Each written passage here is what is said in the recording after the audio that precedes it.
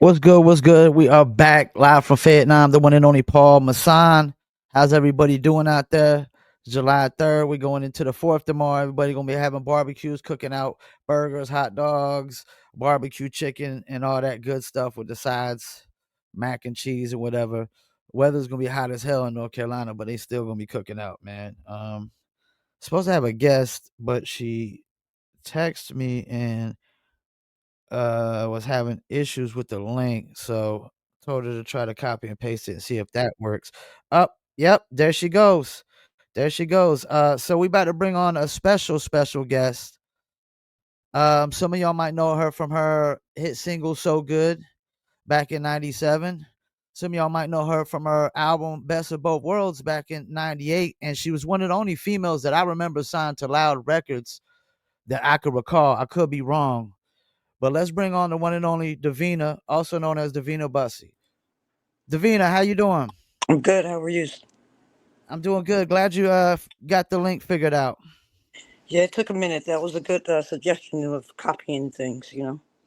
So how's life been treating you? I can't complain. It's life. That's what's up. That's I'm what's happy up. for it. Yeah. Well, I'm glad you took time out to do this interview. Now, were you the only female in Loud Records? No. Okay. We had Adriana Evans. Okay. Actually, she was before me. Okay. Um, and I think it's Yvette Michelle, maybe Okay. with Funk Flex. That's how she came out. Okay. Yeah. So I want to start here. So what were some of the artists you were listening to a lot growing up in Detroit? Mm. Um, Fusion, jazz, Okay. Pharoah Sanders. Yes, and Rush, Pat Benatar, Aretha Franklin, Okay. the Jacksons, Michael Yeah. Jackson in particular. Um, yeah, mostly jazz and classical music, though.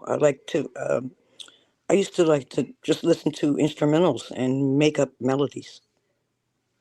That's what's up. Now I seen where it says you ran your own dance music label. What can you tell us about that? Nocturnal Images. Yeah, Mike Banks is like Underground Resistance, and he came up with this company called Submerge, where it was everyone. Kevin Saunderson. It was like everybody. We were all together. We all had an office, and we would just put out our records and Mhm. put it with stories and our different music. But we had to do it ourselves. So and that was me, Nocturnal Images, and let me see. An artist beside myself that I had on there was Van Ryn, Paul Van Ryn, and like he became like really, really big in the scene. Okay. Yeah, called the real thing. So that was Now good. I also saw where did you work as a recording engineer as well? That's correct. That's how I came into the business. I was an engineer, and they were um, they were like, you could use the studio when no one Uh-huh. shows up, and so Coolio was in. I was in a session with him before, and then the second session when he came back, and he was supposed to do that with me. He didn't, and I used the studio time to finish up mixing my thing. And it just so happened they came with lights and cameras and everything, and it was like they come in there, they're looking for him, and they're like, this music, this crazy music in the back is so awesome. What is this? This Yeah. new thing. I said, no, no, no, this is me. They said, no, no, no, where's the engineer? I said, I am. It's like, well, who's doing what? I'm like, nobody's here. They watched me run the tape like seconds before. Then I run into the studio, into the vocal booth, and then I get everything together, and then I do my vocals, and I come back into the studio room and erase everything, all that noise, and then start on the grid one and do my thing. So and then mixed it. So they heard that, and then he fired me from the studio at that moment. He was like, "You're Cause you were fired." cause you were recording on when nobody was there? Yes, I recorded when no one was there. I recorded many different people like that came through that studio, so that was pretty cool. you know. And And what studio was this? PMP? Was that in Detroit? No, this was California. This was Okay. I forget his last name right now, but Paul. Yeah, Paul. He had a he managed many people like Tyrese. Okay. So yeah, he had me in there working with several folk. Um, right now, I can't remember anybody but Tyrese and Coolio. But and besides myself, So after that, I came to do my own thing, and then you heard the what 97. They would put out like what EP, Okay. just to introduce myself, And they got the title wrong on that EP. They called it "Feel So Good." So a lot of people know the song for "Feel So Good," but Okay. it's truly entitled "So Good." You know. Now was this before Loud Records?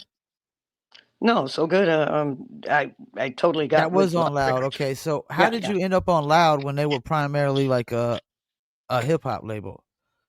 Well, like I say, I was working for one of his partners at that studio, and they heard the music and they thought it was like a hip hop situation. Then they just heard me singing, and they were like, you got to be an artist. You cannot this sound. We never heard it before." And this is what they were saying at first. They couldn't come up with a genre name for it, so they Yeah. literally named it neo soul at that moment, and that was that. It was literally no other neo soul artist at the time.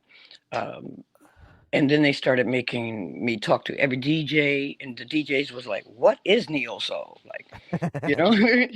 So it was something that. But then the album didn't come out the same time because of my engineer. I trusted no one else because his ears was immaculate. Uh, Uh-huh. but he had had a family uh, catastrophe or something. His Uh-huh. wife was divorcing him or something, and he collapsed. He was like, "I can't do it." So a whole year went by, and I just wouldn't let nobody else engineer. So I came out in '98 instead of '97. But you had like two remixes off of that record, right? Yes, absolutely. I did a remix with Raekwon and one with Exhibit, right? right Exhibit, and let me see. It was Exhibit. It was Was it a lot of Mad Dark Man on Lion, there? I Mad thought it. Lion, Common.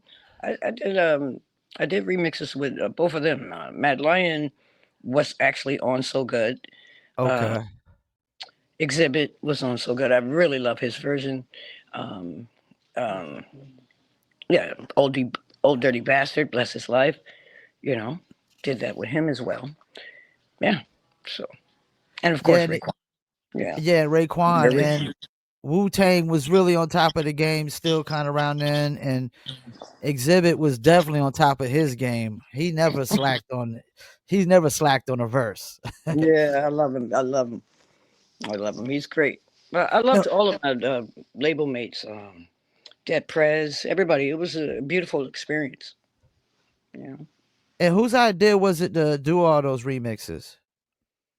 know. Because back then you typically did one remix.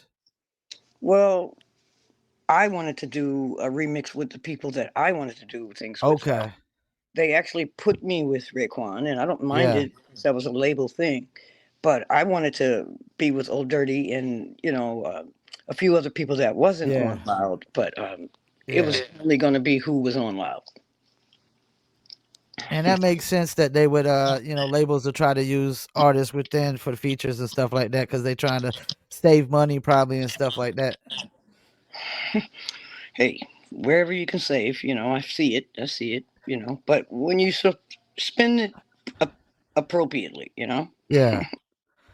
yeah. Now was that song also the theme song for the movie Hoodlum? Yes, it was. And let me see. It I is was now. watching that movie just the other day.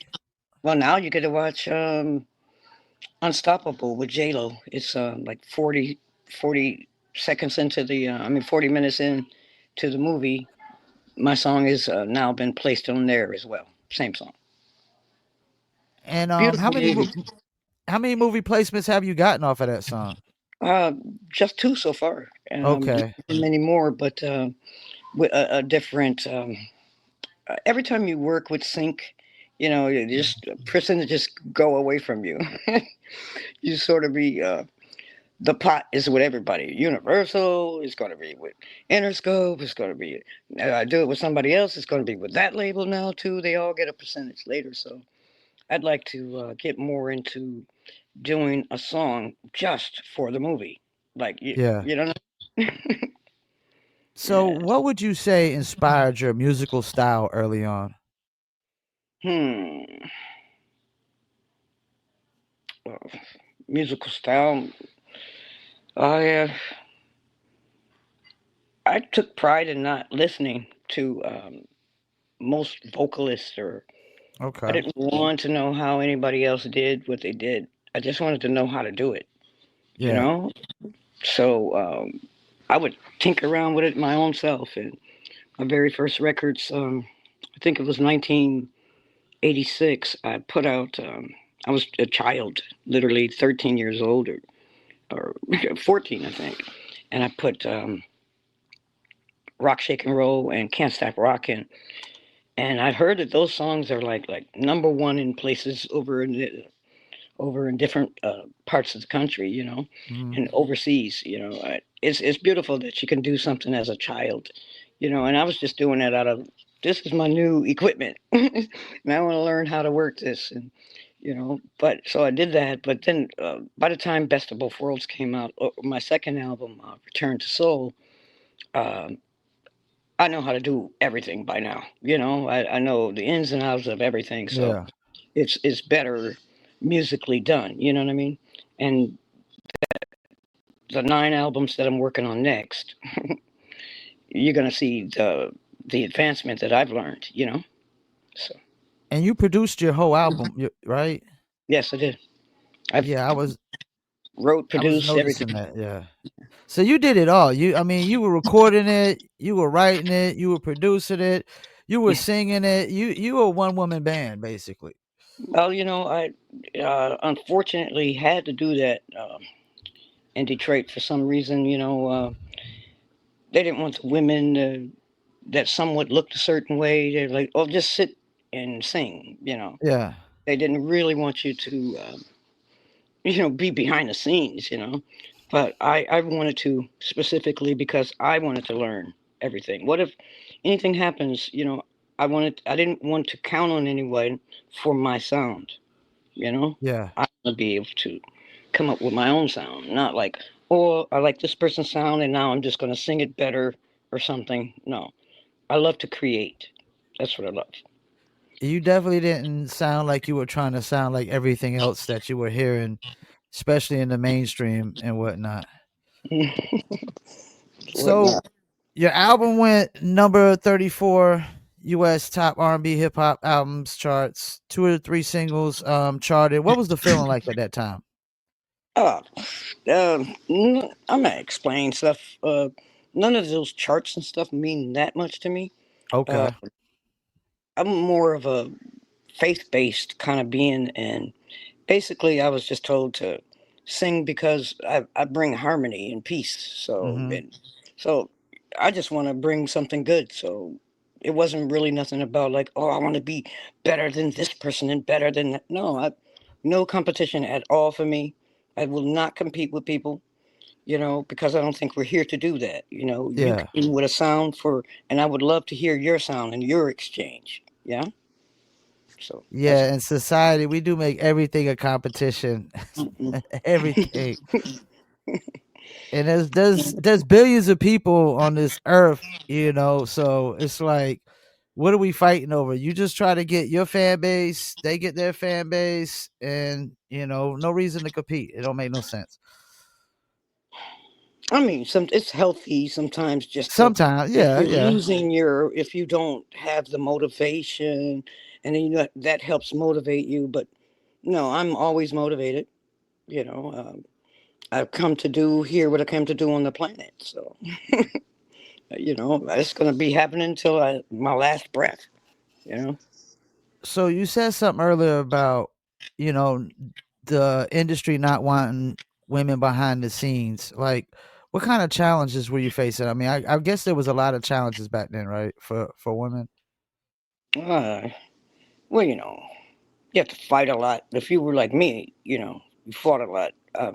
I wasn't the Anita Baker type where you just pick one of the men that's after you. Oh, I'll pick you, and then you defend me against all these guys. No, I wasn't that one. I'd be like, I'll fight Yeah. all y'all. Let's go. So that's how Is it was that with me. that's the Detroit in you?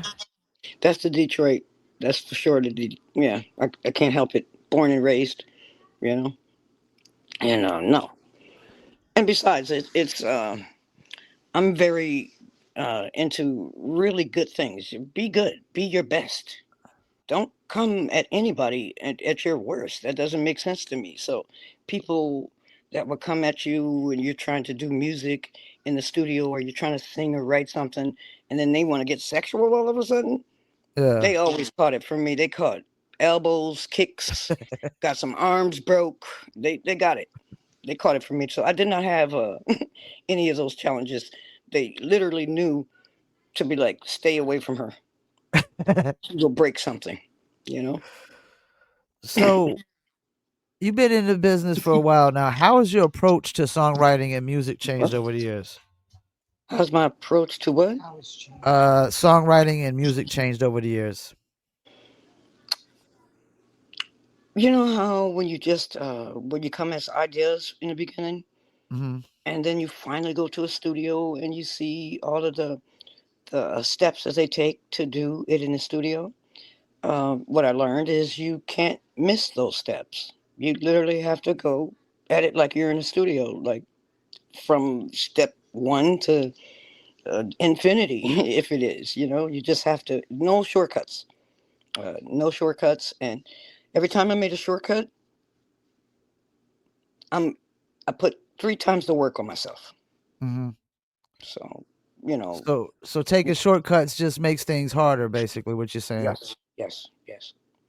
and It that would be makes a lot of easier sense. if it'd be easier if we had like systems like we did back in the day because of the paychecks that everybody was being getting from everyone, from the labels and from marketing to advertisement. Everybody was doing well. Uh, we had techs, we had second and third engineers. You have so many people helping you. We have to do it all alone now, and with that same um, energy of putting out a song is kind of difficult because you don't have that same system and engine anymore to handle things. I don't mind doing things on my own, Hmm. especially when I know that the most would come back to me. But I don't mind sharing either if it's going to apply it the right way, that the way we used to do business. Why did that have to stop? Because the music industry may have been too greedy. Why on this earth did the advertisement and the the marketing and merchandising what happened? I don't know, but I'm looking forward to getting back to that. Even if I have to don't allow anyone to have my albums unless you coming it from my website or Yeah. I'm putting on a performances and that's the only time you're going to see and hear my music. It's going to be something like that because I don't like the thievery, how they've already taken money from you from way back in the day. They could have been doing much better at giving people their propers, but they weren't. And then they lose it. When you do bad, you lose things. And now it's up to us, and we're all doing things, and they still found a way to take Yeah. it streamings and stuff like that. So it's, you know, all everything you do comes to light. Yeah. So I don't want to be in any bad anything with what the people are doing, like whether it's against me or not, or against my fellow man. I don't like when those things happen. So I always look for something new that we can do, like go back to some old days stuff, like 1940s. They used to send it right to you in the mail. I mean, just anything other than you trying to maximize and take from me when I created something. I love to Yeah. Well, share. I think they've convinced us that some of these older things don't work anymore. Like people don't still buy CDs, but independent artists are still selling CDs. So If you still it, have a CD player, of course, there. I mean, whatever venue you can put it on. I mean, but MP3s don't have to just be going through streaming. You know, yep. that's that part too. It doesn't have to just be like I have to go on Spotify and get 0.00003 cents of my song. You know what I mean? It's totally other Yep. ways. You know. No, I agree. And if you got a certain quality music, you probably shouldn't put it in streaming because streaming is saying, "Hey, this is what your music's worth." Hmm. But if you got it over here on your website, you could dictate really what it's worth. Because if people are going to pay the price you set, that's all that matters. You Yeah, know. it wasn't like music was such a high price. Nah, it I wasn't. mean, it's the people who are just really greedy and just like it's like I feel like it's on the like the movies when the last part of the budget is the makeup, but you want the person to look good and do this, but they got no budget for you and still want that to be good. It's just I don't understand them. Yeah, So, do you I'm got looking. any unreleased songs that didn't come out when you was on Loud Records and stuff? Oh yeah, yeah. Um, got several, but let me see. I did it on 2-inch machines, and let me see, like 20 years. So the mold that became on the tapes, like I had to go and get them transferred and Uh huh. all that stuff off. So maybe half of the work is gone, and the rest I Damn. still have. So yeah, it sucks, But as long as I still have something and I have a band, Mm. they're gonna replay everything over, and I'll do things. So everything that was missing, I'll redo. But there were several songs. There was at least three. I have a song called "Pretty Girl," and it was about my goddaughter. Um, I've had I did a remake of Stevie Wonder's "Where Were You When I Needed You" last summer. That didn't come out. It was just a few things that at that point I was ready to go back independent. I didn't see the difference with working with all of these people, giving out all my money for different marketing events and big hotels when they're putting me in the hotel or my band in a hotel with big flying roaches and the executives are sitting in there in hot tubs. So, Man. I busted that whole scene up and was like, nope, if I can't stay in this hotel, you can't stay in this hotel. Yeah. It's not happening. So it was a lot of Detroit moments that I tried to not have. I didn't want to go too bad on the people, but sometimes when it was just too bad like that, like how dare you think that Hmm. we want to be uncomfortable, and that's my money. That was my Yeah. money. You have to pay back everything. Video money, marketing, advertisement, everything is being paid back. And marketing could be him just going to the most expensive restaurant and spending 3 G's that night, and then I have to pay. So Wow. I'm sorry. That's crazy. Yeah, that's how they were doing. Yeah, hang on one second. All right. My phone is dying. I gotta All make right. Well, I sure. only got one more question for you, and I'm gonna let you do shout outs and whatnot. I don't want to take up too much of your time. I know it's the 4th of July weekend, and everybody wanna Yeah. relax. But you said earlier, I think you said you got like 9 albums coming out. Yes, I'm. That's a lot. Yes, I know it's a lot, So but when I'm we I'm expect having probably so the much first one. fun.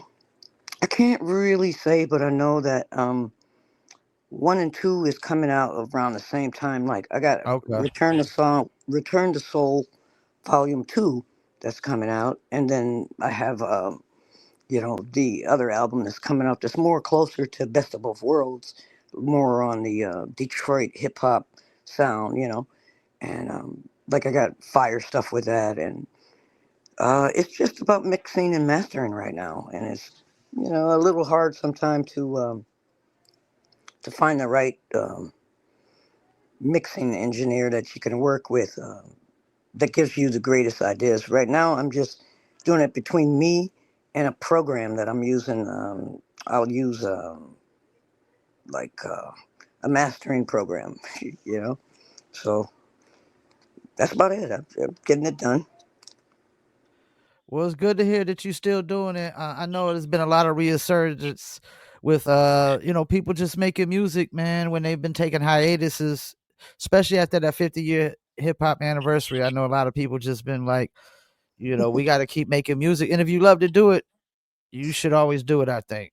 Always, always. No, it's not a day that I don't do music. I just I wish that it was a more of a connectivity that we had, like with text and different things. Like, it's really hard for the person that's creating the work all the time to have to now sit there and think out algorithms and do this math on this and put this on this part of the grid and all these technical things. Sometimes it just, boy, oh boy, you know. So I'm just waiting to finish up those little things, and you'll be hearing them. You know, and I And you don't said it's going have to be a. available on your website. Yes, yes, Oh, what is that? absolutely. What's the website? You know what? I have. Let me see. I should have put that there. It's idvmusic.com, right? It's You said it's what? IDV. idvmusic.com. Okay, Mm-hmm. Yeah, I'm gonna because definitely my go check nickname that is out. DV. They say, they say that Davina is divine, so people just put DV for short, and then that's been my nickname for quite some time. So, you know. Well, I'm gonna definitely follow you, make sure I support everything you're doing, and can't wait to hear your new album. Any shout outs you want to do before you go? Hey, shout out to anybody creating on all Okay. levels. I love it. Stay doing it, and let's have peace and harmony. Well, I I'm shouting appreciate out you peace. taking out the time. And you're a friend of the show now. It's definitely glad to meet you. Yes, nice meeting you as well, and thank you. I'd love to be there at any time. And I also do music reviews on Saturdays. So when you release a song, I'll send you my email, and maybe you can submit one for the music reviews. Do that. Do that. I would like to do that with my first single off the first. I mean, after 9 albums. Sounds like a plan. Well, All right. like I said, I appreciate you taking the time out, and I hope you enjoy the rest of your weekend. Okay, you too. All right. Say All hi right, to thank you, everybody. Davina. All right. All right. Ciao. All right, Thank we'll you. You're do. welcome. Bye. Uh, Well, there you have it, Davina, also known as Davina Bussy. Really good career. Album charted back in 98, 97. So Good came out. I mean, it was the theme song for the film Hoodlum, which I was watching recently. Still a classic movie with Lawrence Fishburne in it. Um, she had a remix with Raekwon, Oh Dirty, Exhibit. Um, she said Madeline as well. And one of the very few female artists that was on Loud Records at the time. Loud Records was predominantly dominated by hip hop, but it had some R&B as well too. So we about to wrap it up. Let me go through the schedule. I still got some interviews lined up for the rest of this month. I will not be on tomorrow. I'm gonna let y'all party, barbecue, do y'all's thing. Y'all gonna be more occupied on that anyways. Y'all ain't gonna be looking to tune in probably. So we still got July 10th, which is next Thursday. We got Pretty P, who got Song of the Day on the music reviews a few weeks back. We still got DYs of the Bums, July 11th, 7 p.m. Eastern Standard Time. We still got Gary Ramsey, July 17th, and we got Nia Voy, July 18th. And Neil Voy got Song of the Week like a couple weeks ago. And I'm going to be working on some other interviews as well. And also go check out Dizzle Brand. We got the shout out from Ray J. We got a few clips and videos with Ray J. Because our guy Livio Harris basically, as Ray J said in the video, like Livio's known him before he was allowed to drink legally and whatnot. So we got Ray J sent him a case of Dizzle. He did a few videos, did a picture. So shouts out to Ray J and whatnot.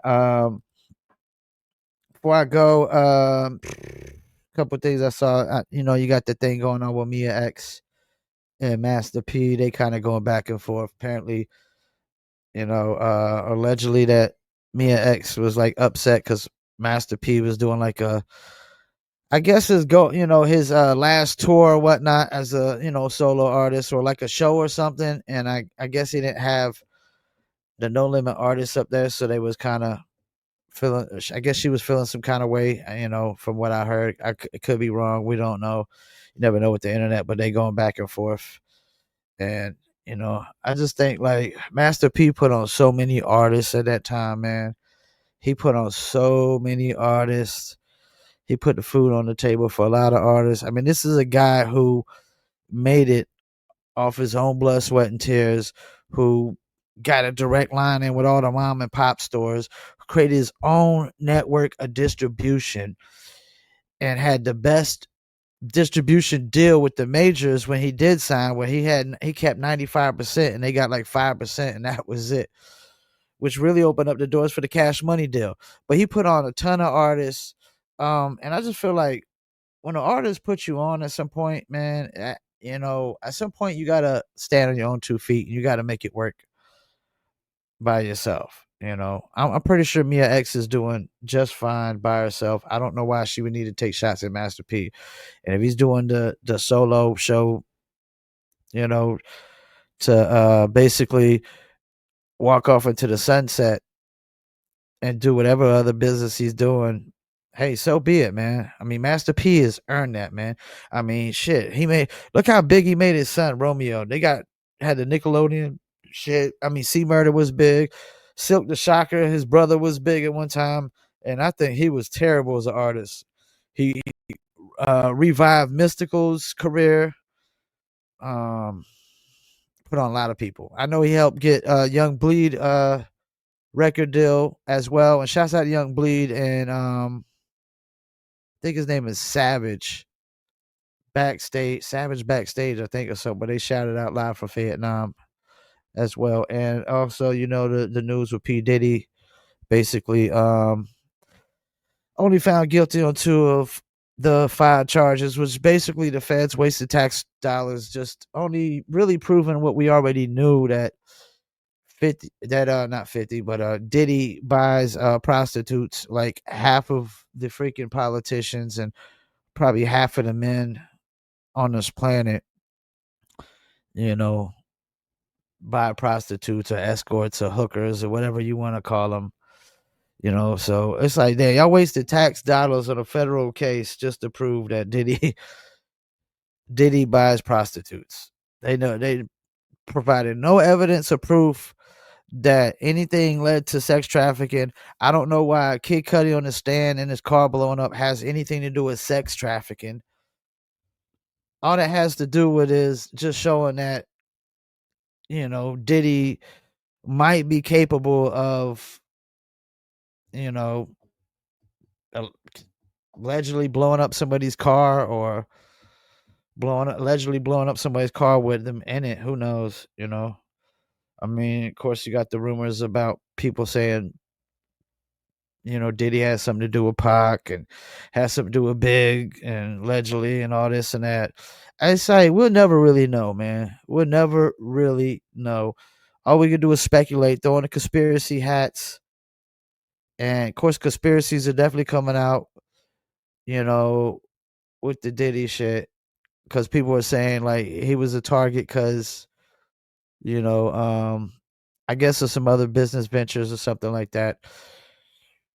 Which kind of with like the whole thing with Michael Jackson owning Sony music catalogs and a lot of music catalogs, the Beatles catalog, and I heard he owned some of Eminem's catalog, and you know, so it's kind of in that lines and whatnot. Or like they said, who were like when Bill Cosby, they say he was about to buy NBC, so they went after him, and same thing with Prince. I mean, they say when these guys get too powerful, they take them out, or they try to take them out. You know, I mean, we'll never really know. Well, shouts out to Davina. Definitely should get some good clips out of that. Really brilliant woman. Recording engineer, was writing her own stuff, singing her own stuff, producing her own stuff, doing it all at once by herself. That's crazy. That's crazy. Really crazy. Well, I hope y'all enjoy the 4th tomorrow. Will not be live tomorrow. I'll be back Saturday. Music reviews. Probably do music reviews at 5 p.m. Eastern Standard Time. 5 p.m. Eastern Standard Time. Once again, thank you for tuning in another episode. I'm the one and only Paul Masson, and we are live for Fayettenam. Peace. I'm out.